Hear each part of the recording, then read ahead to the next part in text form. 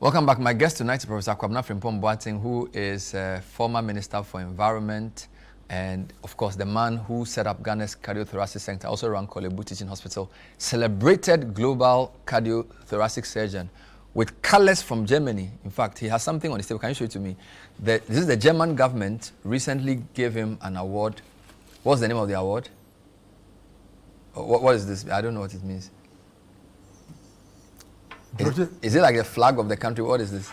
This is the German flag and then the German Adler, the eagle. So is it like a state award or a state award recognition for the work you did in Germany or post your Germany surgery? In Germany, and also trying to link some German institutions with Ghanaian institutions. So you've been working on that since you left? Seriously. So Germany is the country where you get a lot of your how shall I say, your science training. You were trained in Germany. Yeah, and I still do research with some institutions. From Even Germany? now, yes. Okay. And this is something that nobody cares. Nobody asks me any question in this country. You know, what is your opinion? What can we do here? If the current government asks you to do some work for it, would you do it? Of course I'll do it for Ghana. And I've been doing that all the time. Do you still consider yourself a member of the MPP?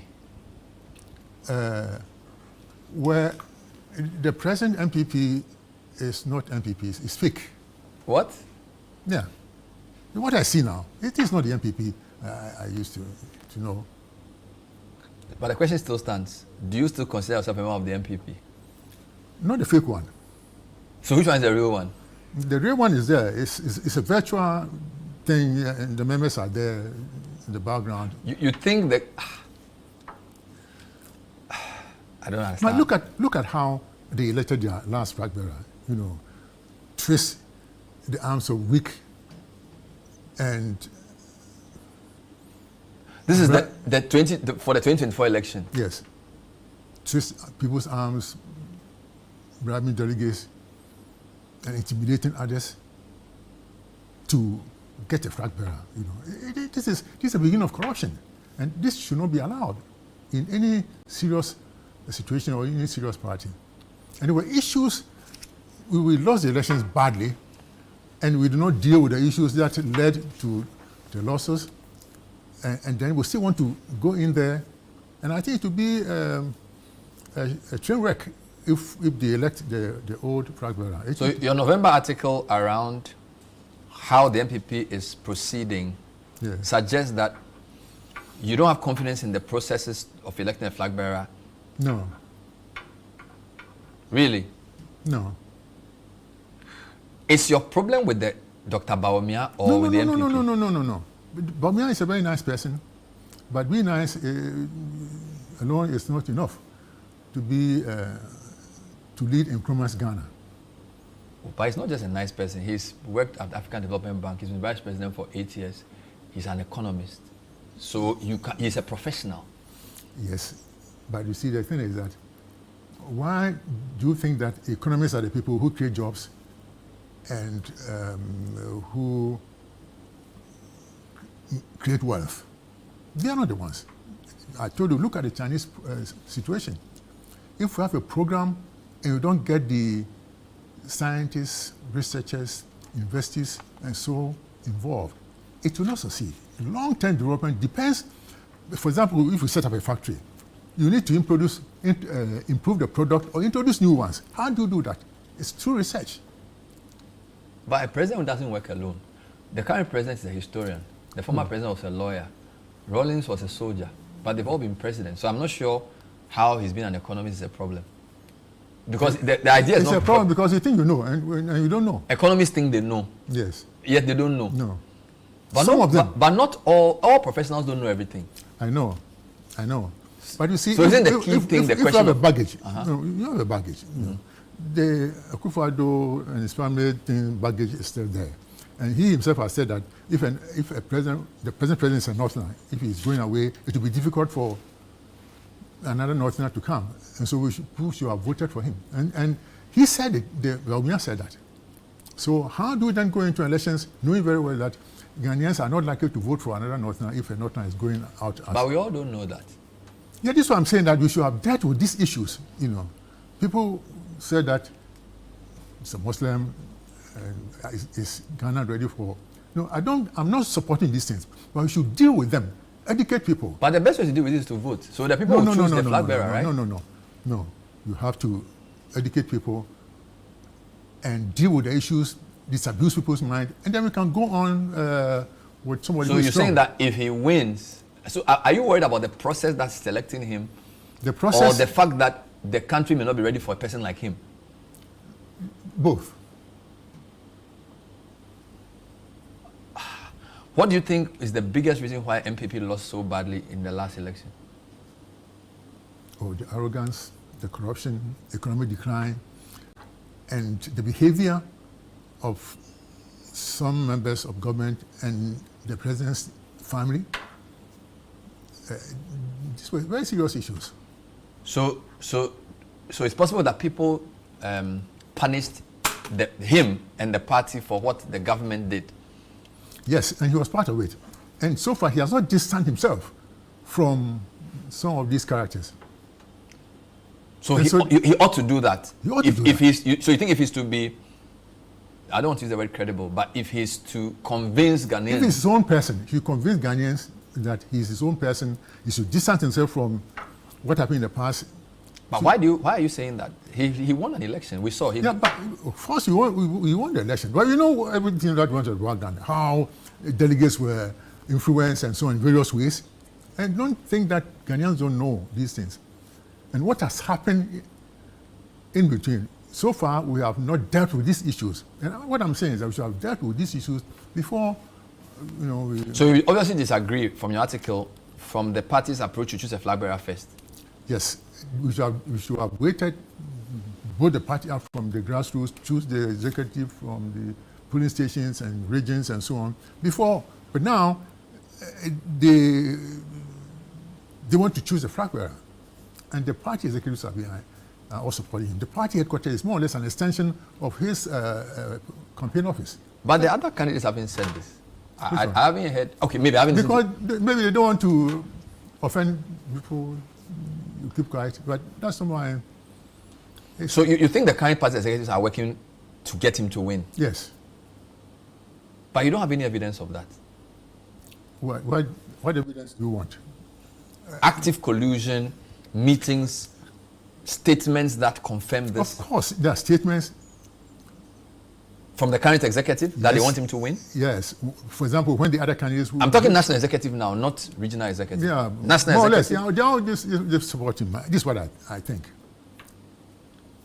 In the current five, is there any of them who you think, if he won, can shift the party's chances in the 2028 election? Well, I think any other person will have a better chance. Are you serious? Yes. Any other than Bawumia? Yes. Because of his association with but they all have association with the previous government. One was an education minister, one was a minister of... Yeah, but that's the thing. You see, in the first round, they all supported him. So education minister and the others supported him, and now they've left him. Why? Why have they left him? Those who supported him, why have they left him? If he was that strong, why are they competing with him? But you ran for president in MPP as well. The fact that you ran doesn't mean you did not support somebody you went against. It was all a question of throwing your hat in the ring, right? Ghana would have been quite different if I became a president. You know it. Ghana would have been a different country. You are sure of this? Oh, sure. I mean... Let me tell you what this is something here down. What I expect of a president, What I expect of a president. I expect that a president will have a clear vision, and lead by example. Not corrupt, not greedy for money, wealth, or properties, no family, friends, or concubines government, no square pegs in round holes. You must have the will to make a difference and have sound moral values, be passionate about developing Ghana, resilient and adaptable, or having the courage to do what is right and not what is easy. And by that I mean, not just changing minds, but evolving and forming new opinions as better data become available. And the president will also empower institutions and monitor, and above all, sanction bad behavior. And these things are lacking. But the current president seems to be doing better. I like him. Than the previous one. Yeah, at least for the first year. I like him. Recently, we were at a function. The teachers had a function, and he was there. Yes, I was there. Yes, the nuts. The nuts. I think some anniversary event. Yeah, where I think Kwame Pini was also there. Yes, I was also there. Last week. At least I was looking for the presidential chair that travels with the president, and there was nothing like that there. You're looking for the presidential chair? That I thought president would sit on, but Mahama sat on the chair that we all sat on, the same thing. And I think that was good. So when you compare Mahama now to Akufo-Addo and to Mahama 1, the first Mahama in 2012. I did not follow that regime that much. So when you compare Mr. Mahama to the previous president? No, it's very difficult to compare. I mean, they are all, I'm not saying Akufo-Addo is not a tyrant, he's not evil. I mean, he's a nice man, approachable, but he was unduly influenced by his family people, especially the one who called himself the Prime Minister. Which one? Well, if you don't know, I'm not here to mention names. He was unduly influenced by his family Yes. people. Was this during your first term? Was it during your time you were minister, or when you left government? Well, when I was minister, I did not see that much. But after I've left, things deteriorated after I left the place. Did you get to speak to him about this? Did you tell the president this? What? That he was being unduly influenced by his family members? No, I mean, how can I've left his government. No, when you were in government with him, did you complain about these things to him? No, I didn't complain. Did you have access to him as minister? You see, the thing is, if you're a minister, the president cannot be your friend. He's your boss, and you relate to him on business basis. But I'm able to tell my boss sometimes if things are going wrong. If my boss asks me, why are we not performing? I can say to him that the head of production is not performing. And that my duty was... So I'm saying it should be possible to tell your president if you work with him. My duty was to introduce programs that I think will help Ghana. For example, this machine tool and foundry. This will give us the capacity to do things, manufacture things. Look, we build roads. We are building roads everywhere. And what do we carry on the roads?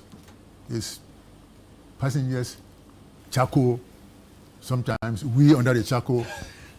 And we don't see industrial goods. I mean, you should be seeing things, spare parts from here going to an assembly plant, things. But you don't see anything that is being transported on the roads. And we see building roads all the time. For what? The roads to are move good. food. Huh? To move food. Who is planting the food? In the hinterland, Techima, they plant plantain. You go and see what is happening. So for you, the economic development cannot happen without the tooling. Yes, you need to create... So you're talking about production capacity. Production capacity. Production capacity. Whatever I want to produce. I mean, agriculture, for example, you need to till the land. You need machines to do that. The harrow, plow, and you need machine to... And you're saying you have to manufacture it here. Yeah, why not? But can't you still be productive if you import it and why use do it you for import now? it? Because there are people in Ghana who can do these things. At a relative cheaper price? Yes. I know one or two factories that are good in automation.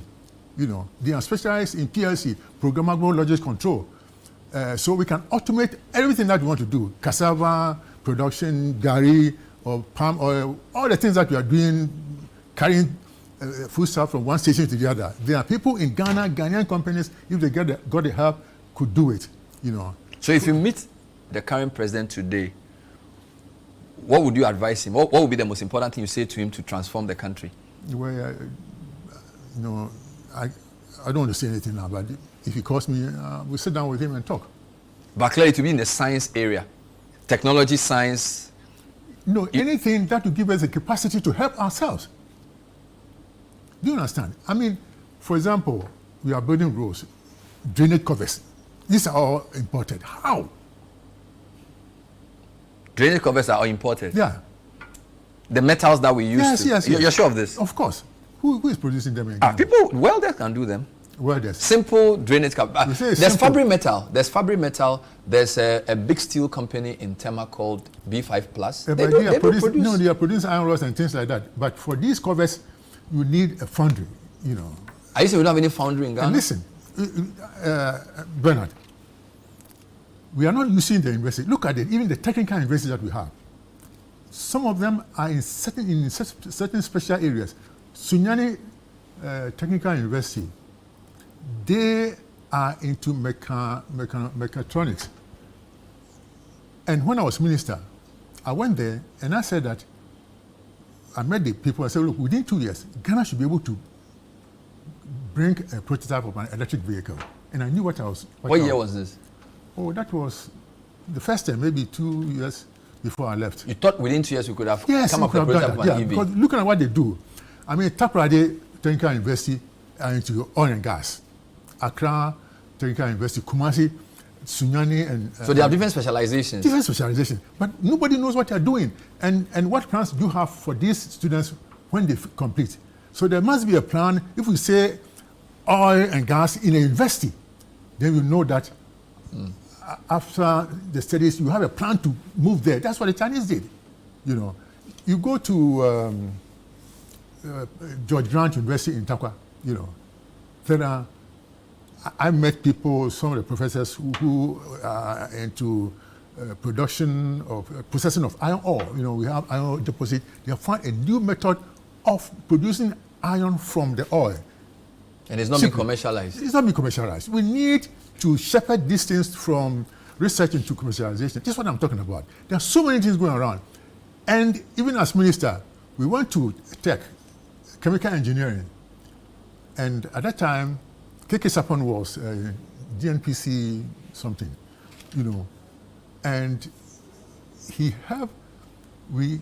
helped a group of students to produce hydraulic oil from castor oil plant. You know, see, there are so many things that we can do for ourselves, but we need to help these people, shepherd the people, so that the universities will become sites for incubation of companies. This is the thing. This is what I'm trying to say. If we have this, if keep people busy, research and things busy, it's not we are going to give $3 billion cedis to $3 billion to prop up the whatever. Big push. No, not big push. CD to push to stop the depreciation. But that's also a problem. Yeah, but then at the same time, if we are not able to produce anything, then it will be a perpetual thing. You put in money all the time to do that. We'll take a break. This is the point of view. My guest, Professor Frimpong-Boateng, has a lot to say about development. He thinks if we want to develop, we must learn how to make things. We'll deal with some other points when we come back. Stay with us.